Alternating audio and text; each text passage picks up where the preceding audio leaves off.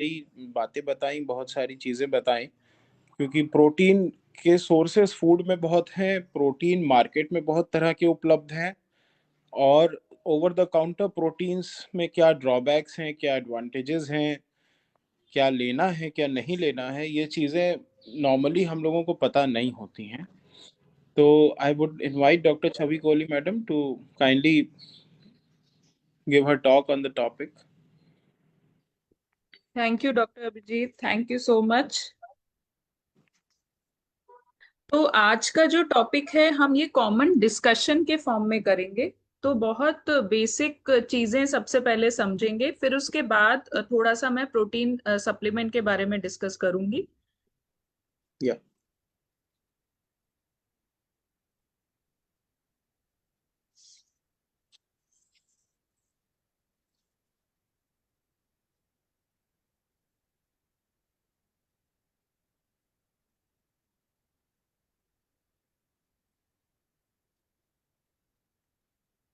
आप सबको स्लाइड्स दिख पा रही हैं? जी जी। Visible. Yes. Yes yes, clear है। तो जब भी अब हम अगर प्रोटीन की बात करें तो आमतौर पर जब भी कोई भी डाइट से रिलेटेड बात होती है तो एक बहुत बड़ा कंफ्यूजन होता है डाइट डिलेमा का। मतलब जो डॉक्टर बात कर रहे होते हैं या जो एजुकेटर बात कर रहे होते हैं उनके दिमाग में एक सीन चल रहा होता है, जो भी वो पेशेंट से या लोगों से इनपुट लेते हैं। पर जो पर्सन, जो व्यक्ति डॉक्टर को दिखाने आया हुआ होता है, उसके दिमाग में अलग ही कहानी बुन रही होती है। तो ये जो डाइट डिलेमा का मिसमैच होता है, यहां से ही हमारे मेन कॉन्वर्सेशन हमेशा शुरू होते हैं। अगर हम प्रोटीन की बात करें तो प्रोटीन एक ऐसा न्यूट्रिएंट है जो हमारी बॉडी के लिए बहुत ज्यादा जरूरी है। अब प्रोटीन का जो रिकमेंडेशन है वो दो तरीके से दिया जाता है। एक तो होता है कि टोटल कैलोरी का कितना परसेंट हमारा प्रोटीन का होना चाहिए। तो प्रोटीन की जो बात करें, अगर कोई भी व्यक्ति की जितनी रिकमेंडेड कैलोरी होती है उससे 15 से 25% जो है वो प्रोटीन की तरफ जाना चाहिए। ये जो प्रोटीन है जितनी मात्रा में बनता है उसका 50% गुड क्वालिटी का होना चाहिए और 50% प्लांट बेस्ड सोर्सेज से आना चाहिए, ये गाइडलाइंस कहती है। अगर हम वजन के मुताबिक बात करें जो ज्यादा आसान होता है समझना, तो किसी भी व्यक्ति का जो गोल वेट होता है, मान लीजिए कोई इंसान अभी 80 किलो का है, पर हमारा टारगेट है कि भाई हमें 70 किलो तक पहुंचना है, वजन बढ़ा घटाना है, या 75 किलो तक वजन घटाना है। तो रिकमेंडेड डाइटरी अलाउंसेस इंडिया की ये कहती हैं कि 0.8 ग्राम पर केजी आइडियल बॉडी वेट या गोल बॉडी वेट जो है वो हमारा मिनिमम प्रोटीन रिक्वायरमेंट होना चाहिए। पर अगर हम मांसपेशियों को संभालने की बात करें या मांसपेशियों को प्रिजर्व करने की बात करें तो ये 0.8 ग्राम जो है वो उन लोगों के लिए है जिनकी मांसपेशियां शरीर में अच्छी हैं। अदरवाइज ज्यादातर लोग जिनको डायबिटीज है या जिनकी मांसपेशियां कम है उनको मिनिमम 1 ग्राम पर KG body weight per day पे फोकस करना बहुत ज्यादा जरूरी है।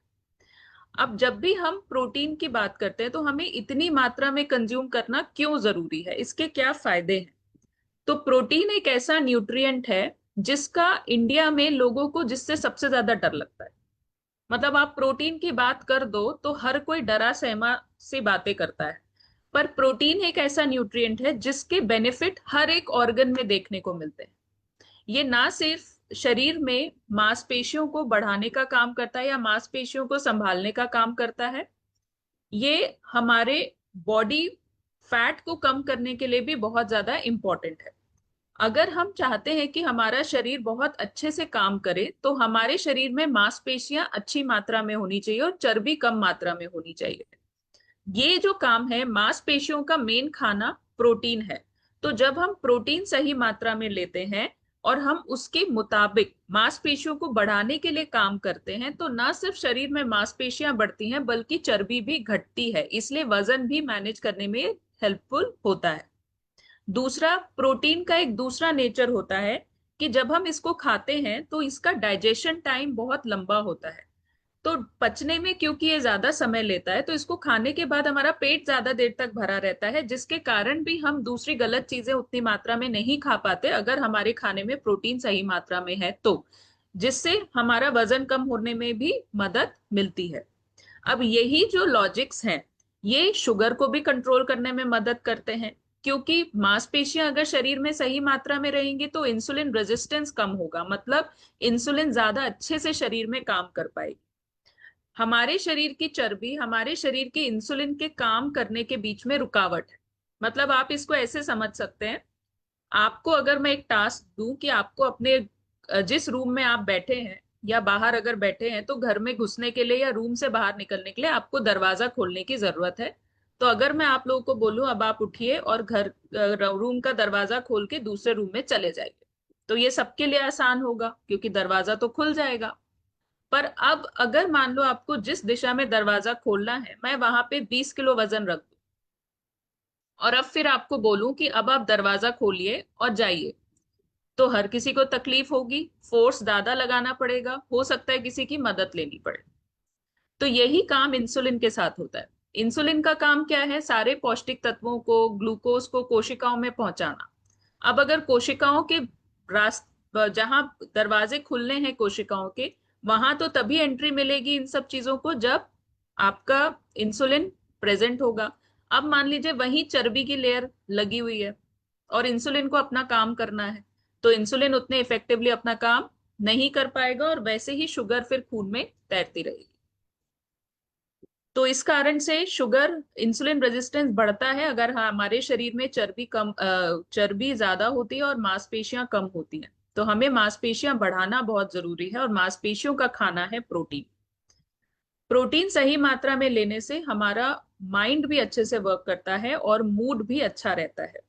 ये ना सिर्फ हमारे मूड को रेगुलेट करता है, हेल्दी ब्रेन फंक्शन के लिए भी बहुत इंपॉर्टेंट है। और हमारी जो हड्डियां हैं उसके लिए भी प्रोटीन बहुत इंपॉर्टेंट है, क्योंकि हमारी हड्डियों का ढांचा मांसपेशियों ने संभाला हुआ है। आप नोटिस करेंगे जो लोग प्रोटीन नहीं खाते हैं किसी भी कारणवश या बहुत कम कर देते हैं, अगर उनको कोई और सेकेंडरी इश्यू होता है तो उनको चलने में भी दिक्कत होती है। अगर शरीर में मांसपेशियां कम हो तो इंसान का बैलेंस डगमगाता है, उसको इंजरी होने के बहुत चांसेस होते हैं, क्योंकि बोन्स को संभाला मांसपेशियों ने हुआ है। तो इसलिए बोन्स के लिए भी ये जरूरी है।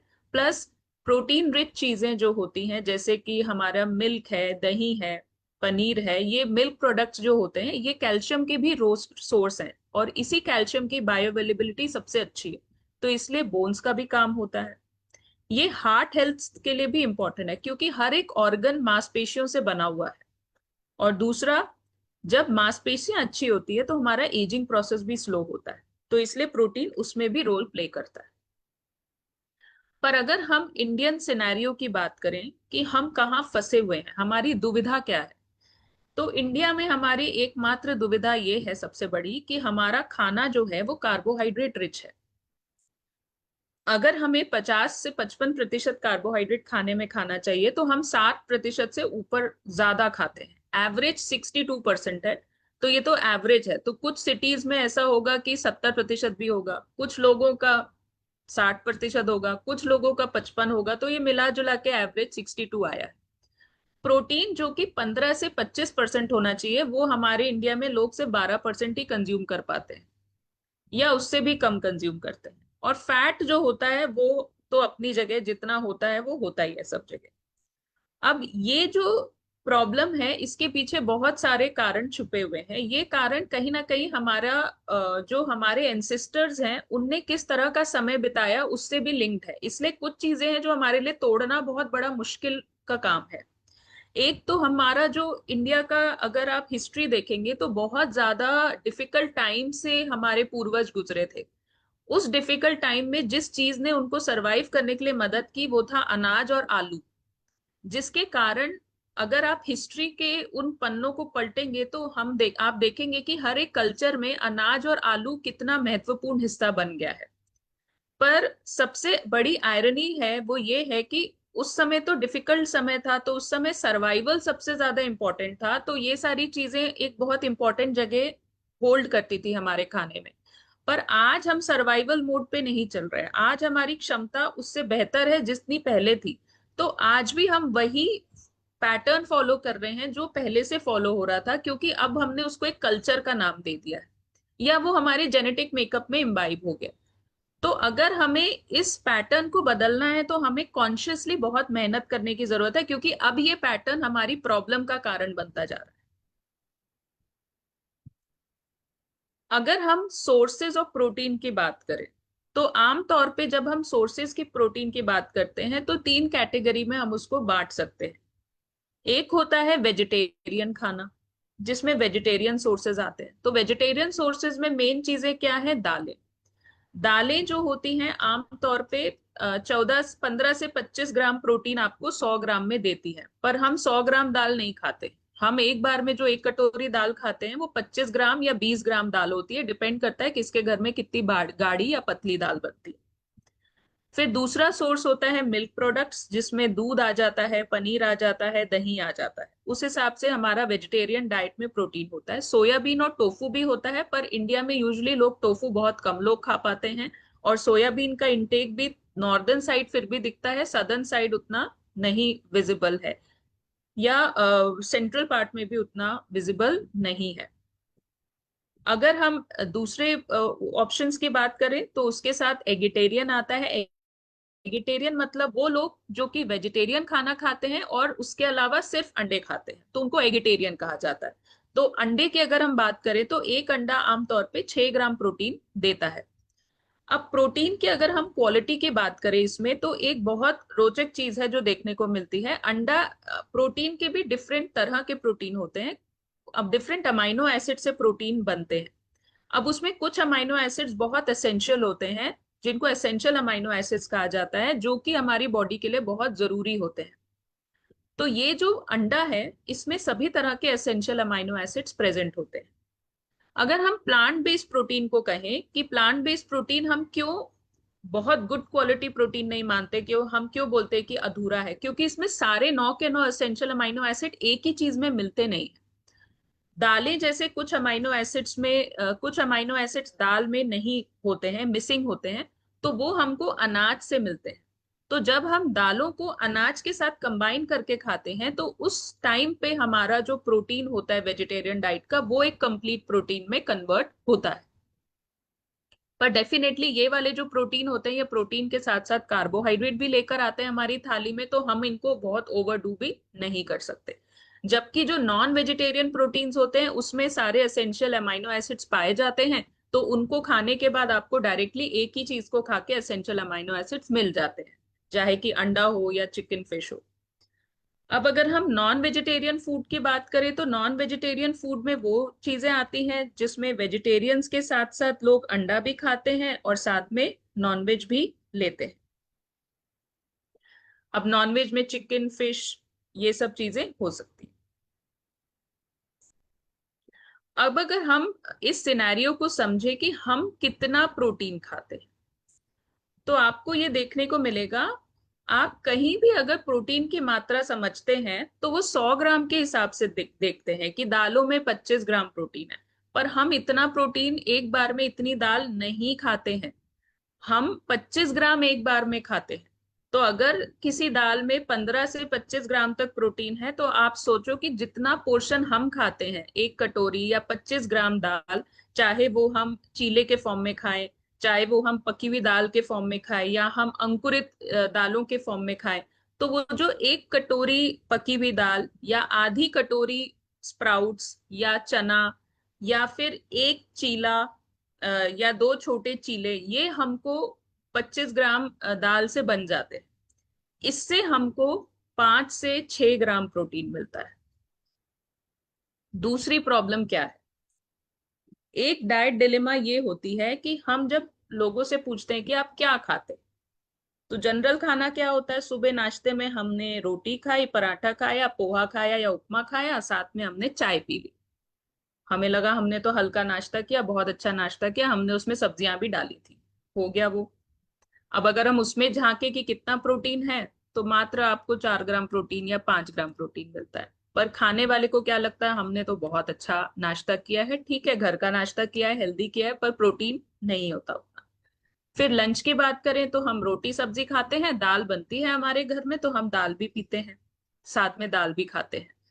तो अगर हम उसमें प्रोटीन कैलकुलेट करें तो मान लो किसी व्यक्ति ने 2 रोटी खाई, तो एक रोटी में 2 या 3 ग्राम प्रोटीन हुआ। तो 4 से 6 ग्राम प्रोटीन मान लो रोटी से मिल गया। एक कटोरी दाल खाई, 5 से 6 ग्राम प्रोटीन मिला। सब्जी से तो कोई प्रोटीन मिला नहीं, तो वो मील से हमको 10 ग्राम प्रोटीन मिला। पर खाने वाले को क्या लगा, हमने तो एक कटोरी दाल खाई थी, तो हमारी तो प्रोटीन की पूर्ति इसी खाने ने कर दी। फिर शाम को चाय के साथ क्या खाते हैं, शाम को चाय के साथ बिस्किट खा लेते हैं या नमकीन खा लेते हैं, तो चलो वहां भी कुछ नहीं हुआ। या कोई लोग थोड़ा बहुत चना खा लेते हैं मुरमुरा और उसमें मिक्स करके पोहे में। फिर आती है रात के खाने की बात, तो रात को क्या खाते हैं जी? रात को हमारे यहाँ सिर्फ सब्जी रोटी ही बनती है। एक गीली सब्जी बनती है और एक सूखी सब्जी बनती है, ज्यादातर कई लोगों के यहाँ बनती है ऐसे। फिर उनसे पूछो कि आप दाल खाते हैं रात को? नहीं नहीं, हमारे यहाँ दाल नहीं बनती, हमारे यहाँ हल्का खाना बनता है। उसमें से भी कई लोग पराठा खा सकते हैं रात को, पर दालें नहीं खाते। तो अब इसमें क्या होगा कि अगर आपने 2 रोटी खाई, 3 रोटी खाई, उसके साथ एक गीली सब्जी खाई, तो अगर अगर वो आलू की सब्जी है या कोई ऐसी सब्जी है तो उससे भी प्रोटीन नहीं गया, दूसरी सब्जी भी से भी प्रोटीन नहीं गया। तो वो डिनर में जो व्यक्ति सोच रहा है कि मैंने कंप्लीट खाना खाया, उनको सिर्फ 4, 6, 7 ग्राम प्रोटीन मिल रहा। फिर अगर हम बोलते हैं कि आपका प्रोटीन कम है, तो नहीं, हम रात को 1 गिलास दूध पीते हैं ना, हम एक कटोरी दाल खाते हैं ना, तो हमारा प्रोटीन कैसे कम होगा? तो ये एक्सेप्ट करना लोगों के लिए बहुत बड़ी मुश्किल होती है। तो ये दिखाने के लिए ये स्लाइड है कि हम दालें जितनी खाते हैं उससे सिर्फ 5 से 6 ग्राम प्रोटीन मिलता है। उसमें भी डिपेंड करता है कि मेरे घर में गाढ़ी दाल बनी, मीडियम कंसिस्टेंसी की दाल बनी या पतली दाल बनी, या मैंने कितनी मात्रा में खाया। उसी तरह जब हम दूध दही की बात करते हैं, तो अगर हम 100 ml दूध लेते हैं तो उससे 3 ग्राम प्रोटीन मिलता है। अगर आप 100 ml दूध की दही बनाएंगे तो अप्रोक्सीमेटली दही का वजन 125 ग्राम होगा। उतनी दही से आपको 3 या 4 ग्राम प्रोटीन मिलेगा। दही की जब हम बात करते हैं, लोगों से पूछते हैं कि क्या आप दही खाते हैं? हाँ हाँ, हम दही खाते हैं। तो जो व्यक्ति 2 चम्मच दही खाता है वो भी बोलता है कि हम अच्छे से दही खाते हैं। तो जो व्यक्ति एक कटोरी भर के दही खाता है वो भी बोलता है कि हम अच्छे से खाते हैं।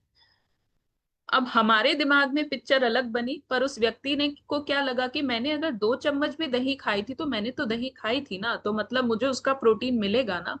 पर हम यहाँ भूल जाते हैं कि हम कितनी मात्रा में वो चीज खा रहे हैं, उस पर निर्भर करता है कि हमको कितना प्रोटीन मिलेगा। अगर हम पनीर की बात करें, तो पनीर 100 ग्राम पनीर 18 ग्राम प्रोटीन देता है। हम लोगों में से जो लोगों को प्रोटीन बहुत ज्यादा पसंद है, वो 100 ग्राम कभी खा भी लेते हैं, पर आमतौर पे हम 100 ग्राम नहीं खा पाते हैं। आमतौर पे एक पोर्शन, अच्छा पोर्शन होता है 50 ग्राम, जिसमें आपके 4-5 प्रॉपर पीस आ जाते हैं। पर कई लोग उससे भी कम खाते हैं। तो 50 ग्राम प्रोटीन जो नॉर्मल इंटेक, जो मैं यूजुअली लोगों को बोलती हूँ एटलीस्ट उतना तो खाइए, 40 से 50 ग्राम, तो उससे आपको 8 से 9 ग्राम प्रोटीन मिलेगा। अंडे का हमने डिस्कस किया था कि एक अंडा 50 ग्राम का होता है, उससे 6 ग्राम के लगभग प्रोटीन मिलता है।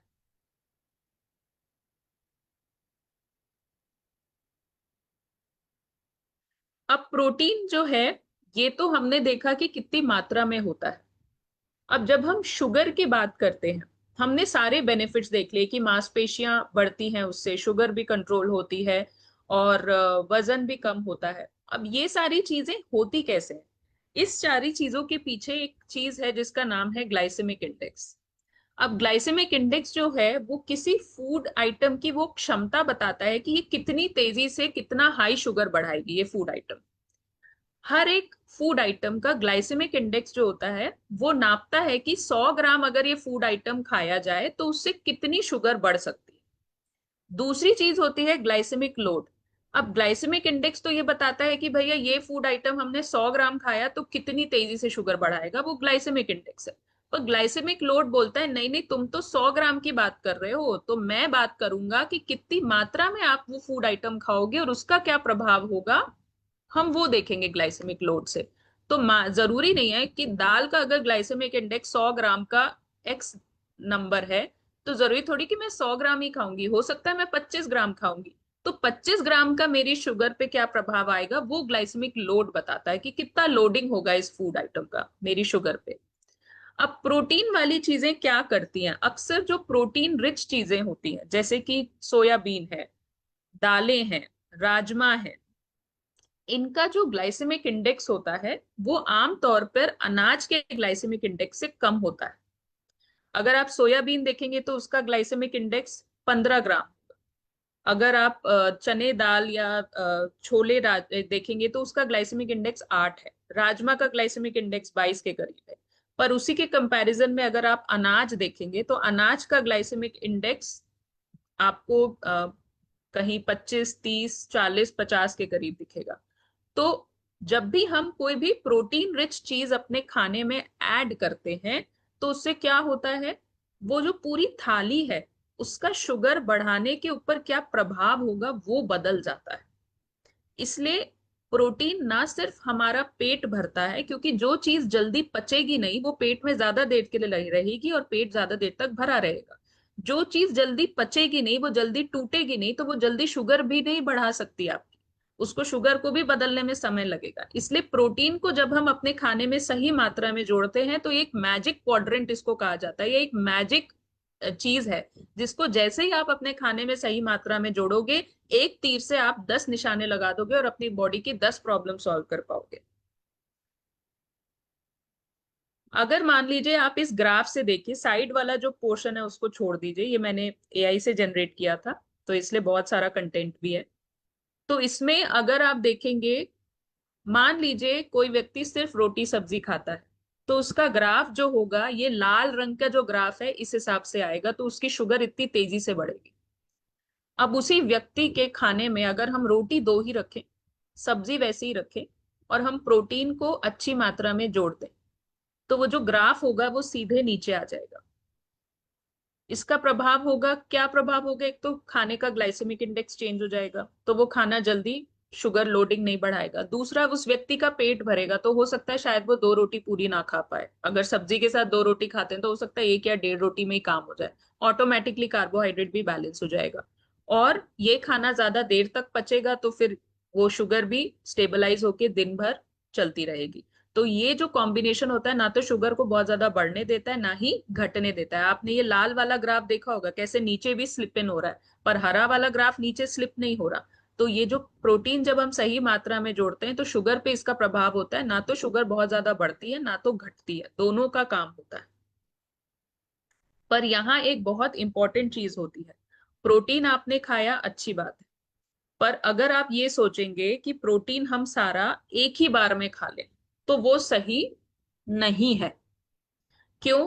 क्योंकि जो मसल की कोशिकाएं होती हैं वो एक बकेट के समान होती है, बाल्टी के समान काम करती है। अब वो बाल्टी की एक क्षमता है और बहुत ऑप्टिमम एक क्षमता है। एक लोअर साइड होता है, एक ऑप्टिमम क्षमता होती है, एक होती है कि भाई इसके ऊपर डाला तो बह जाएगा सब कुछ। वही प्रोटीन के साथ होता है। प्रोटीन का हमारी बॉडी में कोई स्टोर नहीं होता। तो आप ये मत सोचें कि मैंने तो लंच में 50 ग्राम खा लिया था तो वो मेरे पूरे दिन भर का काम करेगा। अगर आपकी मांसपेशियों की क्षमता एक बार की 25 या 30 ग्राम है तो अगर आप एक बार में 50 ग्राम खाएंगे तो बाकी जो 15 ग्राम है या 10 ग्राम है वो बह जाएगा, वो काम का नहीं रहेगा।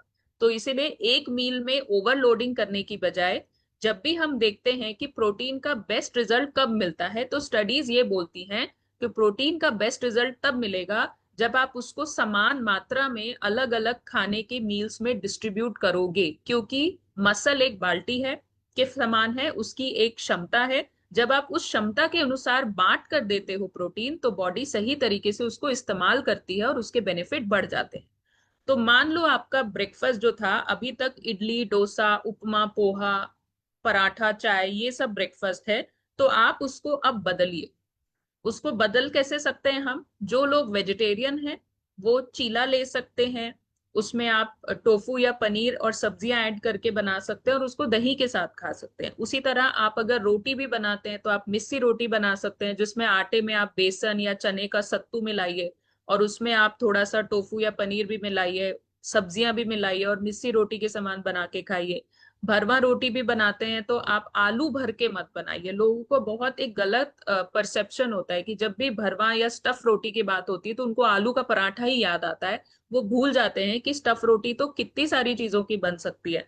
तो आप आलू को छोड़ के अब अलग अलग चीजें ट्राई करिए, उसमें दाल स्टफ करके बनाइए, आप उसमें पनीर और सब्जियां स्टफ करके बनाइए, आप उसमें टोफू स्टफ करके बनाइए। तो उससे एक तो स्वाद भी आता है, स्वाद बढ़ता है।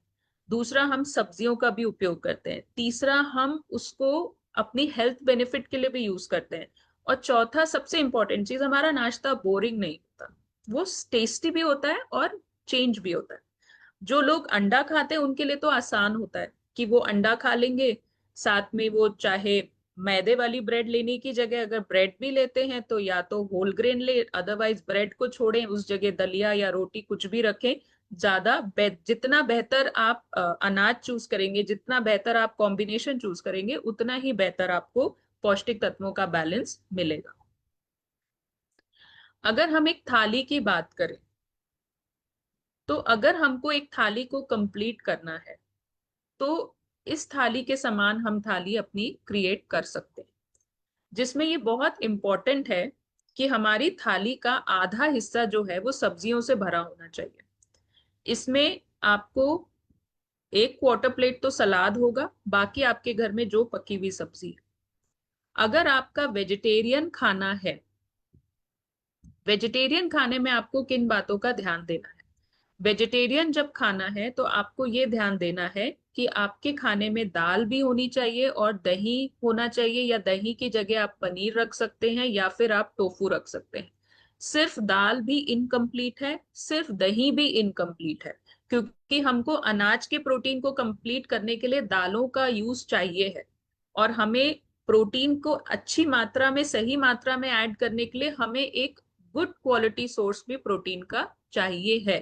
तो जब भी आप खाना खाते हैं, सिर्फ एक सिंपल कॉम्बिनेशन पे फोकस करें। आधी थाली को अपना सब्जियों से भरें, पकी हुई सब्जी प्लस सलाद।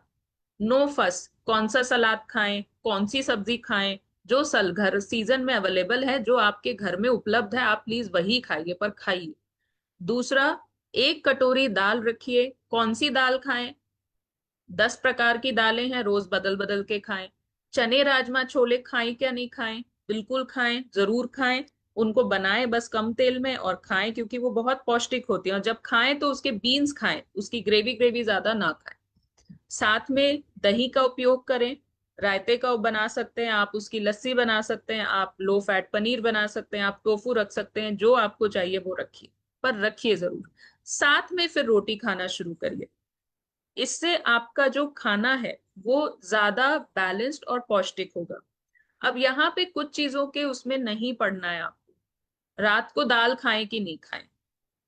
तो एक सिंपल सी बात है, मैं बहुत जब भी कोई ये पूछता है कि रात को दाल खा सकते हैं या रात को दही खा सकते हैं, आई अग्री कि आयुर्वेदा के प्रिंसिपल्स ये कहते हैं कि कुछ समय में हमें दही नहीं खाना चाहिए या किसी टाइम पे दाल नहीं खाना चाहिए। पर अगर हम रीजनल वेरिएशंस देखते हैं तो आमतौर पे कल्चरली ये देखा जाता है कि जिन कल्चर्स में रात को दाल खाने की वो नहीं है सिस्टम, वहां दही लोग खा लेते हैं। कई जैनी मारवाड़ी कल्चर में वो दही खा लेते हैं सब्जी के साथ रात को।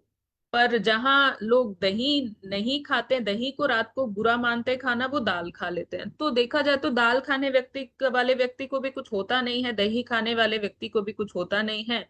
पर इन दोनों ही कैटेगरी में अगर आप इनको चाट बना के देंगे जिसमें दही डाल के देंगे, या फिर आप दही बल्ले बना के देंगे रात को, तो सब खा लेंगे। दाल मखनी होगी तो सब खा लेंगे। तो इससे ये समझ में आता है कि हम ये सब चीजें एक्सेप्ट कर लेते हैं जब हमको करनी होती है। तो इसलिए हमें अपने घर में भी ये फस ना क्रिएट करें तो ज्यादा बेहतर होगा, क्योंकि वही आसान तरीका है प्रोटीन को इंक्लूड करने का। दूसरी चीज, अब हमारे घर में कोई सिस्टम है कि हमारे यहाँ हर बार हर चीज नहीं बन सकती, जो घर में आमतौर पर होता है। तो अपने घर में एक सिस्टम हम बना सकते हैं कि अगर हमारे घर में दोपहर को दाल बनती है तो हम थोड़ा एक्स्ट्रा बना लें कि सब लोग रात को भी उसी को रिपीट कर लें, ताकि बनाने के ऊपर भी बनाने वाले के ऊपर भी लोड ना हो और खाने वाले की थाली में भी वो चीज आसानी से आ जाए। दूसरी चीज है कि प्रोटीन को लेकर बहुत सारे मिथ्स होते हैं, कि लोगों को लगता है कि हमने प्रोटीन खाया था, तो हम प्रोटीन खाते थे हमारा यूरिक एसिड बढ़ गया। यूरिक एसिड से लोगों को तो बहुत ही पता नहीं क्या लगाव है कि यूरिक एसिड की मात्रा तो एक एक पॉइंट करके वो नोट करते हैं। और यूरिक एसिड के लिए कोई एक चीज बोल दे वो जिंदगी भर फॉलो करते हैं। भाई वो डायबिटीज के लिए फॉलो करे ना करे, पर यूरिक एसिड रिस्ट्रिक्शंस को वो जिंदगी भर बहुत लगन से फॉलो करते हैं, जिसकी जरूरत हो या ना हो। तो ये चीज आपको बहुत क्लियर करने की जरूरत है कि अगर हम ये बोलते हैं कि यूरिक एसिड प्रोटीन खाने से बढ़ा, तो इंडिया में तो कोई प्रोटीन खाता ही नहीं जितना खाना चाहिए, 0.8 ग्राम भी लोग अचीव नहीं कर पाते। तो अगर हम ये बोलते हैं कि यूरिक एसिड प्रोटीन खाने से बढ़ा, तो सबसे पहली चीज तो वो न्यूट्रिएंट तो अभी आपने खाया ही नहीं। जब ऑप्टिमम क्वांटिटी में नहीं खाया, आप ऑलरेडी उसके डेफिसिट में चल रहे हो, तो वो कैसे यूरिक एसिड आपका बढ़ा सकता है? तो जो न्यूट्रिएंट हम अभी जिसके डेफिशिएंसी पे चल रहे हैं, वो हम बोल रहे हैं कि ये न्यूट्रिएंट ने हमारा यूरिक एसिड बढ़ाया, तो हम उन चीजों को नजरअंदाज करते हैं जो एक्चुअली में हमारा यूरिक एसिड बढ़ा रही है। तो यूरिक एसिड कैसे बढ़ता है नॉन प्रोटीन रिलेटेड कंपाउंड से, ये भी समझना जरूरी है। तो कौन से non protein related strong triggers हैं यूरिक एसिड बढ़ाने के लिए? तो सबसे पहला तो वजन एक सबसे बड़ा ट्रिगर, फिर अल्कोहल इनटेक ट्रिगर है। तीसरा, अगर कोई नॉन वेजिटेरियन खाना खाता है तो ऑर्गन मीट जैसे कि कलेजी है, ब्रेन है, ये सारे ऑर्गन्स ट्रिगर है। रेड मीट ट्रिगर हो सकता है। जो वेजिटेरियन लोग हैं उनके लिए जो ट्रिगर मेजर होते हैं वो होता है वजन, अल्कोहल। दूसरा, processed and packaged food, biscuit, रस, नमकीन, चिप्स, जितने मैदे वाले स्नैक्स हम चाय के साथ खाते हैं वो यूरिक एसिड बढ़ा रहा है। एक्सेसिव कार्बोहाइड्रेट यूरिक एसिड बढ़ा रहा है, यहाँ प्रोटीन यूरिक एसिड नहीं बढ़ाता है। दूसरा, अब स्ट्रिक्टली गाइडलाइंस यूरिक एसिड की ये कहती हैं कि अगर कोई वेजिट और लेस वाटर इनटेक, ये बहुत इंपॉर्टेंट चीज है, पानी कम पीना। हर समय जरूरी नहीं होता है कि यूरिक एसिड इसलिए बढ़ा क्योंकि हमने प्यूरिन ज्यादा खाया। कई बार यूरिक एसिड इसलिए बढ़ रहा होता है क्योंकि हमारी बॉडी से क्लियर नहीं हो रहा होता है, क्योंकि हम पानी ही कम पी रहे हैं। तो इस चीज पर भी ध्यान देना है। और क्लियर कट गाइडलाइंस ये कहती हैं अगर कोई वेजिटेरियन इंसान है तो वो अपना प्रोटीन इंटेक ना कट करे। अगर यूरिक एसिड बढ़ रहा है तो आप शॉर्ट टर्म डॉक्टर से डिस्कस करके मेडिसिन ले लीजिए, उससे वो सेटल हो जाएगा, पर आप अपना प्रोटीन इंटेक मत काटिए। दूसरा, यूरिक एसिड पानी में घुलनशील होता है। तो अगर हम ये कहते हैं कि चने में यूरिक एसिड है या पालक में यूरिक एसिड है, प्यूरिन है जो कि यूरिक एसिड बढ़ाता है, तो प्यूरिन पानी में घुलनशील है। जब हम इन सब चीजों को धोते हैं, जब हम उसका पानी हटाते हैं, तो प्यूरिन पानी में घुल के अलग होता है। तो इसीलिए आपको ये सब चीजें रोकने की कोई जरूरत नहीं है। दूसरा, एक लोगों को कंसेप्ट होता है कि प्रोटीन खाने से किडनी डैमेज होगा। तो किडनी डैमेज प्रोटीन खाने से नहीं हो सकता, क्योंकि हम यहाँ पे अपनी प्रोटीन की पूर्ति नहीं कर रहे हैं। अगर आप दिन की 3 कटोरी दाल खा लेते हैं तो आप हार्डली अपनी प्रोटीन की पूर्ति करने के लिए ये एक्शन ले रहे हैं। आप अपनी रिक्वायरमेंट से ओवर एक्सेसिव प्रोटीन इंटेक नहीं कर रहे हैं, इसलिए ये प्रोटीन आपकी किडनी को दूर दूर तक नहीं डैमेज कर सकता। इवन रीसेंट किडनी गाइडलाइंस जो कहती हैं, इंटरनेशनल गाइडलाइंस ही ये कहती हैं कि अगर किसी पर्सन को डायबिटीज है और उसको उसका क्रिएटिनिन थोड़ा सा बढ़ रहा है, उसको सबसे पहले अपना प्रोटीन नहीं रिस्ट्रिक्ट करना चाहिए, क्योंकि उस इंसान के केस में किडनी डैमेज का रीजन है high sugar and high blood pressure. तो उसको 0.8 ग्राम पर KG ideal body weight protein लेना चाहिए। 0.8 ग्राम पर KG ideal body weight is low protein for western population. वो इसे लो प्रोटीन मानते हैं, जो हमारे लिए ऑप्टिमम प्रोटीन है। इसलिए एक क्रॉस कम्युनिकेशन होता है डॉक्टर की तरफ से कि प्रोटीन कम करिए, पर वो जो वेस्टर्न किताबें लिखने वाले लोग हैं या गाइडलाइन लिखने वाले लोग हैं, उनके लिए तो 0.8 ग्राम ही कम है। तो वो तो बोलते हैं कम करिए, हमारे लिए तो वो नॉर्मल है, तो हम कैसे कम कर ले? तो इसीलिए आपको ये बहुत इंपॉर्टेंट है समझना कि अगर आपको सही फाउंडेशन क्रिएट करना है अपने खाने का, तो आप सिंपल चीजों का इस्तेमाल करें। आप हर एक खाने में एक दाल से इंक्लूड की हुई बनी हुई चीज और एक दूध या दही के फॉर्म में या लो फैट पनीर या टोफू के फॉर्म में आप कुछ चीज जरूर ऐड करें जब आप खाना खाते हैं, तो ताकि आपके प्रोटीन जो है वो ऑप्टिमाइज हो सके। दूसरा, इसके साथ साथ आपको एक्टिविटी करना भी बहुत जरूरी है। एक्टिविटी का मतलब है आप ना सिर्फ वॉकिंग करें, थोड़ा थोड़ा आप स्ट्रेंथ ट्रेनिंग भी करें। जिनको डायबिटीज है या जो ओल्ड लोग हैं, वो कम हल्के वेट से या थोड़ी सी स्ट्रेचिंग एक्सरसाइज करके अपनी मांसपेशियों पे काम करें, क्योंकि ये आपके लॉन्ग टर्म मूवमेंट के लिए बहुत जरूरी है। दूसरा, आपको इसके साथ साथ एक और बहुत इंपॉर्टेंट चीज है कि आपको माइक्रो न्यूट्रिएंट्स पे ध्यान देना बहुत जरूरी है। प्रोटीन सिर्फ प्रोटीन खाने से नहीं बढ़ता। गाइडलाइंस ये भी बोल चुकी हैं कि प्रोटीन को अगर आपको सही तरीके से अपनी बॉडी में यूज करना है तो आपको विटामिन और मिनरल भी सही मात्रा में लेने पड़ेंगे। तो मतलब हमको सब्जियां हम कम नहीं कर सकते, हमें सब्जियों का उपयोग अच्छे से करना है। जब हम अनाज इस्तेमाल करते हैं, हमें मोटा अनाज, रेशेदार अनाज यूज करना है। कारण कि प्रोटीन मेटाबॉलिज्म या जो साइकिल होती है या उसका जो ब्रेक डाउन या यूटिलाइजेशन होता है, हर एक स्टेप में एक विटामिन और एक मिनरल यूज होता है। इसीलिए आपको माइक्रोन्यूट्रिएंट अगर आपका कम होगा, अगर आप विटामिन मिनरल कम खा रहे हैं, तो भूल जाइए कि वो प्रोटीन आपके शरीर में यूज होगा जितना भी आप खाएंगे। तो इसीलिए डाइट के प्रोटीन पे फोकस करना बहुत इंपॉर्टेंट है। तीसरा एक सवाल आता है कि अगर हम प्रोटीन सप्लीमेंट खा सकते हैं? डेफिनेटली आप प्रोटीन सप्लीमेंट खा सकते हैं, पर अगर हम प्रोटीन सप्लीमेंट खाते हैं तो दूसरा साइकोलॉजिकली जो लोग सोचते हैं कि हमने तो भाई फला प्रोटीन सप्लीमेंट 1 चम्मच 2 चम्मच 3 चम्मच खा लिया था, अब तो हमने खा लिया, अब हमारी पूर्ति होगी प्रोटीन सप्लीमेंट की। पर ऐसा नहीं है। मान लीजिए अगर मेरा वजन 60 kg आइडियल वजन है और मैं उसी के आसपास, तो मेरा प्रोटीन इंटेक हो गया 60 ग्राम। अब मैंने अगर अच्छे से अच्छा भी प्रोटीन सप्लीमेंट लिया तो वो मुझे 25 ग्राम प्रोटीन देगा या 20 ग्राम प्रोटीन देगा। बाकी 40 ग्राम या 50 ग्राम मुझे अपने खाने से ही मैनेज करना है। इसीलिए जब मैं किसी का डाइट प्लानिंग करती हूँ तो मैं फर्स्ट स्टेप में कभी भी प्रोटीन सप्लीमेंट नहीं ऐड करती, क्योंकि वो तो बहुत आसान है ऐड करना। वो तो बस उसको सजेस्ट करना है कि आप ये ब्रांड का ले सकते हैं, इतना ले लीजिए, इस टाइम पे ले लीजिए। जो ज्यादा मुश्किल है कि वो 40 से 50 ग्राम कहाँ से आएगा, कैसे आएगा, कैसे ये व्यक्ति आदत डालेगा 40 से 50 ग्राम प्रोटीन खाने की। तो सबसे पहला जो हमारा स्टेप होना चाहिए, हमें ये इंश्योर करना चाहिए कि जो हम दिन भर में खा रहे हैं वो हमको 40 से 50 ग्राम प्रोटीन दे। हमें प्रोटीन को ऐड करने पे ज्यादा फोकस करना चाहिए। फर्स्ट हमारा फोकस होना चाहिए कि क्या हमारे खाने में छूट रहा है, उसको हम नियम से ऐड करें। अपने आप जो एक्स्ट्रा हो रहा है वो 50% अपने आप कम हो जाएगा, आपको उसका टेंशन लेने की जरूरत ही नहीं है। आपको ये स्टेप सबसे पहले करना ही करना है, ये नॉन नेगोशिएबल है। ये समझ में आया आप लोग को?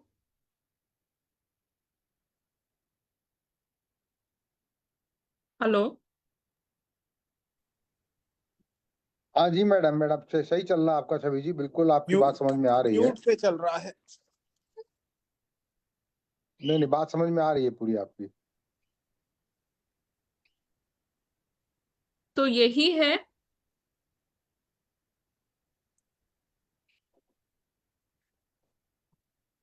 अब बात करते हैं प्रोटीन सप्लीमेंट्स के ऊपर। मैंने कोई स्लाइड नहीं बनाई थी, तो वो मैं ऐसे ही बता रही हूं आपको कि जो प्रोटीन सप्लीमेंट है वो आप ले सकते हैं, पर किस व्यक्ति को कौन सा प्रोटीन सप्लीमेंट लेना चाहिए, कितनी मात्रा में लेना चाहिए, कब लेना चाहिए, वो निर्भर करता है कि उस व्यक्ति को क्या प्रॉब्लम है, उनको किस तरह के सपोर्ट की जरूरत है, और उस सपोर्ट के लिए कौन सा प्रोटीन सप्लीमेंट सही होगा। तो वो जो डिस्कशन है वो हम पर्सनली करते हैं। पहले पहले मेरा जो मैं जो करती हूँ वो मैं पहले अपने खाने पे फोकस करती हूँ लोगों के, और उस खाने को ठीक करती हूँ। फिर उनको ये बोलती हूँ कि आप अपने शुगर चार्ट के साथ आइए या आप ये फॉलो करके आइए, और उनको ये समझाती हूँ कि भाई ये सबसे इंपॉर्टेंट है, इसको तो ये करना ही करना है।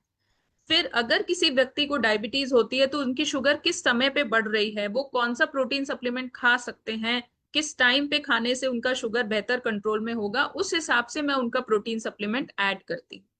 हम प्रोटीन सप्लीमेंट हम सभी ले सकते हैं, उसमें कोई दिक्कत नहीं है, पर हमारे लिए सही कौन सा है ये थोड़ा हमें डिस्कशन करके लेना चाहिए, वो ज्यादा बेहतर होता है।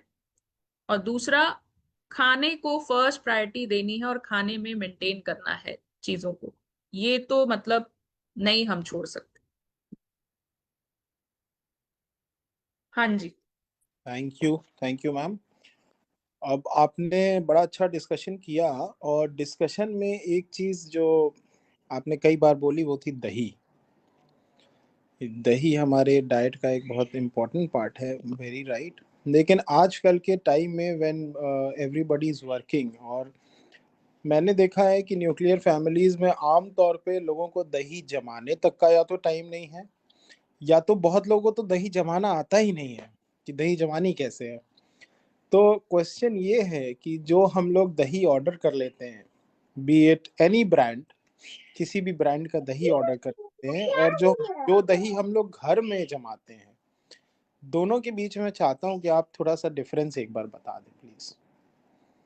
देखिए, पॉइंट ये है कि आज के टाइम में जो मैं देख रही हूँ, कई बहुत सारी, ये हैसल सिर्फ दही के साथ नहीं, ये चीज हर चीज के साथ है देखा जाए तो, कि वो क्वालिटी कॉम्प्रोमाइज हर एक चीज में हो रहा है। ये चीजें हमें छोटी जगहों पर उतनी नहीं देखने को मिलती हैं, पर यहाँ पे तो बहुत बड़ा प्रॉब्लम है मेट्रोज में। तो पहली चीज तो मेरा ये प्रिंसिपल है कि भाई जैसे भी ऐड कर सकते हैं, ऐड करने पर पहला फोकस दीजिए। क्योंकि जब हम ऐड करना शुरू करते हैं तो अपने आप हमारा टेस्ट डेवलप होता है, हमारी चीजें बदलती है, हम हमारा डायनेमिक्स बदलता है, और हम उसको बेटर करने की कोशिश तभी करते हैं जब हम उसको इंक्लूड करते हैं। तो पहला स्टेप होता है जो मैं सबको कहती हूँ, भाई इंक्लूड करिए, आप जो जो आपकी सुविधा है उसके अनुसार इंक्लूड करिए, पहली चीज। दूसरी चीज, जो हमारे ब्रांड्स होते हैं दही के, अब इसमें भी काफी वेरिएशंस हैं। जैसे कि एक कैटेगरी है जो आप देखते हैं कि अमूल है या मदर डेयरी है या नेस्ले है, जो सालों से आ रहे हैं, उनके दही हैं। दूसरी कैटेगरी है, अब कई ऐसे फार्म्स खुल रहे हैं जो कि अच्छे एजुकेटेड लोग डेयरी बिजनेस में आ रहे हैं, तो वो दही आते हैं, जैसे कंट्री डिलाइट है या और भी ऑप्शंस हैं। तो वो एक कैटेगरी ऑफ दही होता है। और तीसरा चीज होता है कि जो आप बाहर से लेते हैं, किसी शॉप से खुला दही लेते हैं, अगर आपके घर नहीं जम पा रहा है तो आपको हर एक ब्रांड में थोड़ा सा डिफरेंस मिलेगा। जब आप ब्रांड खाते हैं तो उसमें आपको उसी चीज पे रिलाई करना है जो लिखा होता है, और उसके ऊपर हम बहुत ज्यादा क्वेश्चनिंग इसलिए नहीं कर सकते, क्योंकि आप एक चीज ब्रांड में नोटिस करेंगे कि अगर अमूल या मदर डेयरी के प्रोडक्ट आप 4 सिटीज में पिक करेंगे तो उन प्रोडक्ट का टेस्ट डिफरेंट होगा। सेम प्रोडक्ट नहीं होता, सेम टेस्ट नहीं होता। प्लस कुछ लोकल ब्रांड्स बहुत अच्छे हैं, जैसे कि अगर आप पंजाब में जाएंगे तो वेरका ब्रांड है वहां पे, उसका दूध, दही और paneer is Amul, mother dairy सबके बियॉन्ड है। क्योंकि डेफिनेटली वो स्टेट है पंजाब, वहां लोगों का एक लेवल है खाने का, तो वो वैसा ही आता है। तो आप उस सिटी में वो वेरका बेस्ट हो जाएगा, फिर अमूल नीचे चला जाएगा। मैं बड़ौदा में थी तो बड़ौदा में अमूल नहीं मिलता था, बड़ौदा जबकि गुजरात में है। जब मैं अपनी पढ़ाई कर रही थी तो वहां बड़ौदा डेयरी का दूध, दही, छाछ और इतने प्रोडक्ट्स होते थे, वो अमूल से ऊपर होते थे। तो आप किस सिटी में रह रहे हैं, वहां का एक लोकल ब्रांड होता है। जैसे पारस चलता है शायद यूपी में, देन पंजाब में वेरका चलता है, बड़ौदा में बड़ौदा डेयरी का चलता है, फिर एक होता है जो सब जगह मिलता है। तो मैं ये बोलूंगी आपको कि अगर आपको पास कोई ऐसा लोकल ब्रांड है जो आपको पता है कि बहुत अच्छा सप्लाई देता है, आप उसको प्रेफर कर सकते हैं। दूसरा, अगर आपकी सिटी में कोई लोकल ब्रांड है तो डेफिनेटली वहां से जो लोकल प्रोड्यूस आ रहा है उसको लॉन्ग टर्म में ट्रैवल नहीं करना पड़ रहा है, तो उसमें उतना प्रिजर्वेटिव नहीं होगा जितना कि ऐसे प्रोडक्ट में होगा जो दूर सिटी से ट्रैवल करता हुआ आ रहा है। तो इसलिए अगर आप जिस सिटी में रह रहे हैं उसका कोई लोकल ब्रांड है जो कि वहीं बनाता है, तो वो आप प्रेफर कर सकते हैं, उसकी क्वालिटी अच्छी है तो। चौथा, अगर आप डेयरी से लेते हैं और बहुत मलाईदार दही खाते हैं तो फिर वो थोड़ा सा एक क्वेश्चनेबल है, क्योंकि ये हमें रेगुलर बेसिस पे खाना है और हमें मिल्क प्रोडक्ट के में चिकनाई इतनी नहीं चाहिए। तो बेटर है कि आप अपने टेस्ट के अनुसार और टेक्सचर के अनुसार खा के जो आपको ठीक लगता है आप उस हिसाब से चूज करिए। बट डेफिनेटली घर का दही इज द बेस्ट दही, जो घर पे हम जमाते हैं वो नॉन नेगोशिएबली बेस्ट है इन दैट टर्म्स। बट जो भी आपके लिए पॉसिबल है आप वही से शुरू करिए। Thank you, and I will request all the participants, जो जो भी लोग हमारे साथ जुड़े हैं, उनके मन में डाइट को लेके, प्रोटीन इंटेक को लेके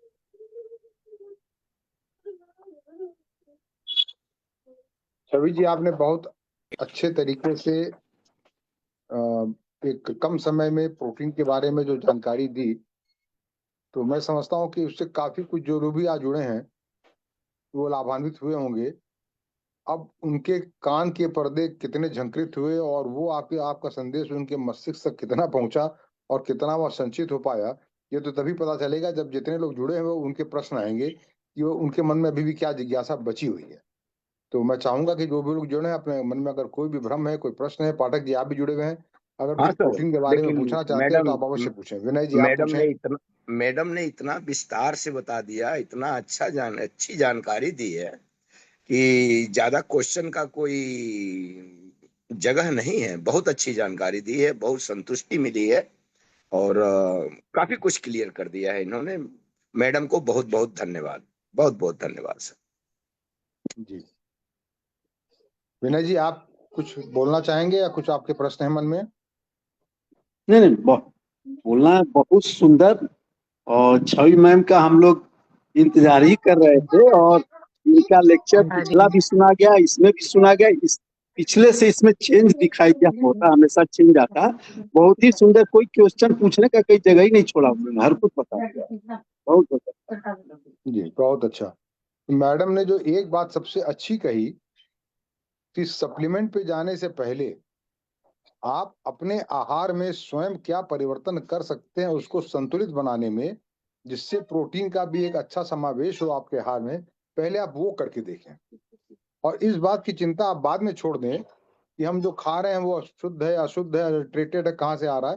पहले आप उस चीज को अपने आहार में जोड़ें, तो जोड़ने के बाद फिर आप इस बात पे आइए कि हम सबसे अच्छी क्वालिटी का ये प्रोडक्ट कहाँ से मिलेगा, हम कौन सा प्रोडक्ट इस्तेमाल करें।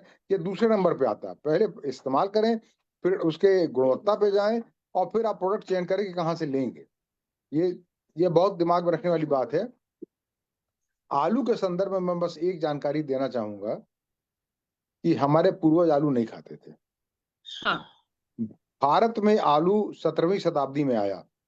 1600 कुछ में भारत में आलू पुर्तगाली और डच जब यहाँ व्यापार करने आए, और खास करके गोवा और मालाबार हिल के आसपास जब वो बसे, वो अपने साथ आलू लेके आए थे। और पुर्तगीज लैंग्वेज में आलू को कहते हैं बटाटा। इसलिए आज भी पूरे महाराष्ट्र में, पूरे गोवा में बटाटा वड़ा ही मिलता है, आलू वड़ा नहीं मिलता, क्योंकि वो पुर्तगीज एक्चुअली शब्द था जो वहां प्रचलित हुआ। एक्चुअली उसके बाद ये जब अंग्रेज, हाँ हाँ शबी जी बोलिए, आपको जोड़ना चाह रही थी। जब अंग्रेज आए और जब हमारा इंडिया एक्चुअली में जब वो ड्रॉट और फ्लड में बहुत फंसा है, जब हमारा एक पॉवर्टी वाला वो एक डाउनफॉल हुआ था, एक्चुअली उस समय आलू और अनाज बहुत प्रोमिनेंट हो गए। उससे पहले जब जी हमारा जी इंडिया बहुत फाइनेंशियली और वो सारा वो स्टेट था, तब हमारी चीजें अलग होती थी बहुत।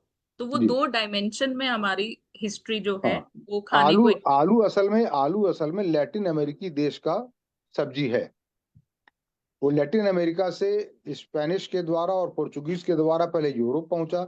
यूरोप से फिर वो पूरे यूरोप में फैला, और फिर जब पुर्तगीज और ये डच भारत आए, गोवा और मालाबार हिल की तरफ, उन्होंने वहां उसको डेवलप किया। उसके बाद जब अंग्रेज आए कलकत्ता में, अपना उन्होंने शासन स्थापित किया, और तब अपने साथ वो आलू लेकर के आए। तो भारत में सबसे पहले आलू जो है वो बंगाल, असम और उस क्षेत्र में सबसे अधिक कल्टीवेट हुआ, फिर धीरे धीरे पूरे भारत में फैल गया। सबसे रोचक कथा यह है कि जर्मनी में भी अकाल पड़ा था, और जर्मनी में भी आलू जर्मनी का भी सब्जी नहीं है। तो जब ये यूरोप में आया आलू, और जर्मनी में पहुंचा, वहां भी एक फेमीन आया, अकाल आया। अब बड़ी दिक्कत ये हुई कि अकाल में क्या दे, तो एक वहां जो राजा था, फ्रेडरिक समथिंग था, उसने कहा कि आलू एक ऐसा पोषक सब्जी है जो पेट भी भरेगा और पोषण भी देगा, तो आलू खिलाओ। लेकिन आलू को लोगों ने वो एक्सेप्ट नहीं किया। उसने क्या किया कि कोई जोर जबरदस्ती नहीं की, उसने एक बहुत बड़े क्षेत्र में अपने महल के पास आलू लगवाया और गार्ड्स लगवा दिए, और ये फैला दिया पूरे समाज में कि राजा ने अपने लिए विशेष प्रकार का एक सब्जी लगाया है, और जो भी सब्जी की चोरी करेगा वो दंड का भागी होगा। और पहरेदारों से कह दिया कि जब भी कोई आलू चुराने आए तो तुम बस निगाह फेर लेना, उसको चुराने देना, उसको लगे मैं चोरी करके खा रहा हूँ। और मैं सक्सेसफुल हो गया। धीरे धीरे पब्लिक उस आलू को चुरा चुरा के खाना शुरू किया, फिर उनको ऐसी लत लगी कि आज जर्मनी का कोई भी सब्जी, मटन में आलू, सलाद में आलू, सब्जी में आलू, आपको कोई भी ऐसा डिश नहीं मिलेगा जिसमें आलू ना हो। और वो जो राजा जिसने आलू को इस तरह से वहां प्रचलित और प्रचारित किया, उसकी जो कब्र है वो खुले में है, और वहां पर लोग जाते हैं तो आलू चढ़ाते हैं। मैं भी उस कब्र तक गया था, उस कब्र को देखने, और वहां देखा आलू चढ़े हुए थे। ये आलू की कहानी, महिमा है आलू की। ये ऑफ द नोट है, आप जो हम लोग प्रोटीन पढ़ रहे थे उसके अलावा। तो बहुत ही अच्छा आज सारगर्भित आपका प्रस्तुति रहा। आगे फिर आपसे हम जुड़ेंगे।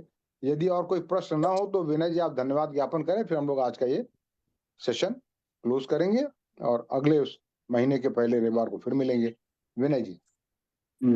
हाँ डॉक्टर साहब, आज का प्रोटीन पे जो हमारे जो स्पीकर छवि मैम ने हम लोग को जानकारी दी, इतनी अच्छी, इतनी सारगर्भित, इतने मतलब सुनने के बाद हर कोई इसका फायदा उठावे।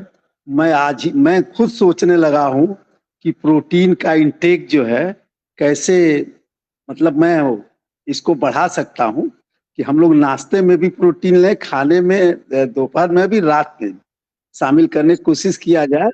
तो और भी जो चीजें उन्होंने बताया उसको हम लोग आत्मसात करें तो हम लोग फायदा उठाएंगे। वही डॉक्टर साहब ने कहा कि हम लोग के कान में झंकृत हों, सुनने के बाद सुने ही नहीं, उसका लाभ भी उठावें। तो सभी आज शामिल होने वाले हम लोगों के सदस्य और डॉक्टर कोहली और डॉक्टर आलोक गुप्ता और डॉक्टर अभिजीत गुप्ता को बहुत बहुत धन्यवाद।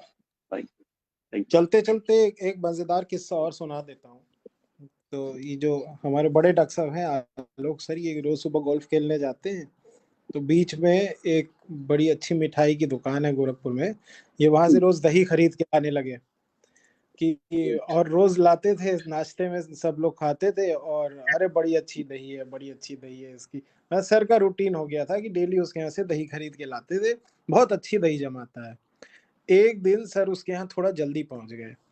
तो जब जल्दी पहुंच गए तो उन्होंने देखा क्या कि उसका जो बंदा था वो जिस बर्तन में वो दही सजा के रखता था, नीचे ज्ञान दही का एक बड़ा सा डब्बा रखा हुआ था 10 लीटर वाला, और उसमें से वो ज्ञान दही निकाल निकाल के उसमें भरे जा रहा है।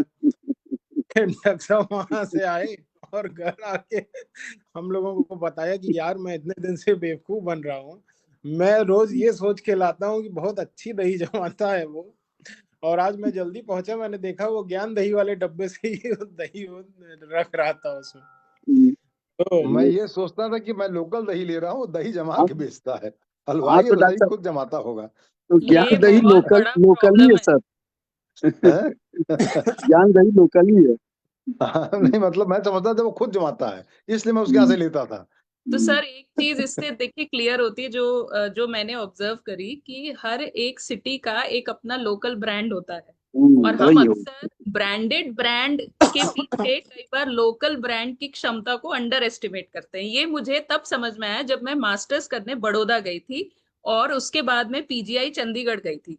तो मैंने ये दो चीजें बहुत अजीब सी नोटिस करी। जब मैं मास्टर्स करने बड़ौदा गई थी तो वहां हमारे हॉस्टल जो था कॉलेज, उसके सामने एक कमाटी बाग है, बहुत बड़ा, मतलब एक चौराहे से दूसरे चौराहे तक फैला हुआ पूरा वो। ऑडिटोरियम भी है वहां पे, प्लानिटोरियम भी है, जू भी है, बहुत झूठ बड़ा है, वो है झूठ है, बाइक वहां। से परेशान हो रही हो। तो वहां पे बड़ौदा डेयरी का आउटलेट है। अच्छा, दो बड़ौदा बाल्टी पानी डेयरी सब में करा दिया। में छाछ खरिहनवा अलग में 2 तरह पेड़ की बा, होती है, गमलवा में पेड़ अरे बा, सब पाठक में जी करा। आप अपना म्यूट कर लीजिए माइक। और हम्म, दही, दूध, मतलब फ्लेवर्ड मिल्क, दुनिया जहान, आइसक्रीम, सब कुछ। तो मैं वहां अमूल ढूंढ रही थी जाके, और मैं ये सोच रही थी अमूल तो गुजरात का ही है, तो यहाँ पे बड़ौदा डेयरी क्यों है, अमूल क्यों नहीं मिल रहा, अमूल क्यों नहीं मिल रहा। फिर जब बड़ौदा डेयरी खाने की आदत पड़ गई वहां से प्रोडक्ट, क्योंकि वो कॉलेज के जस्ट सामने रोड पार करके जाना होता था, रोज सुबह शाम जाके वहां हम छाछ पीते थे, ढेर सारे पैकेट ले आते थे। उसके बाद जब अमूल का एक बार पैकेट उठाया तो उसके टेस्ट में बहुत फर्क था। यही चीज जब मैं चंडीगढ़ गई तो वहां वेरका के प्रोडक्ट्स थे, और वेरका के सामने अगर आप अमूल का प्रोडक्ट उठाओगे या मदर डेयरी का प्रोडक्ट उठाओगे तो आपको जमीन आसमान का डिफरेंस लगेगा। इतना ओके। क्वालिटी डिफरेंस है, और लोग खरीदते नहीं, लोकल लोग अमूल छुएंगे भी नहीं। पंजाब वाले से वेरका का ही प्रोडक्ट खाएंगे, और वेरका की क्वालिटी आप बीट नहीं कर सकते। वहां बड़ौदा में बड़ौदा डेयरी की क्वालिटी आप बीट नहीं कर सकते। तो ये जो इंसिडेंस है ये बताता है कि हमें ट्राई सब कुछ करना चाहिए, उसमें से पिक करना चाहिए कि कौन सा बेहतर है। चलिए, बहुत बहुत धन्यवाद। अब हम लोग अपना आज का ये सेशन समाप्त करते हैं और अगले माह के प्रथम रविवार को फिर जुड़ेंगे। ओके, थैंक यू धन्यवाद sir. Everybody. Thank you. Thank okay. You. Thank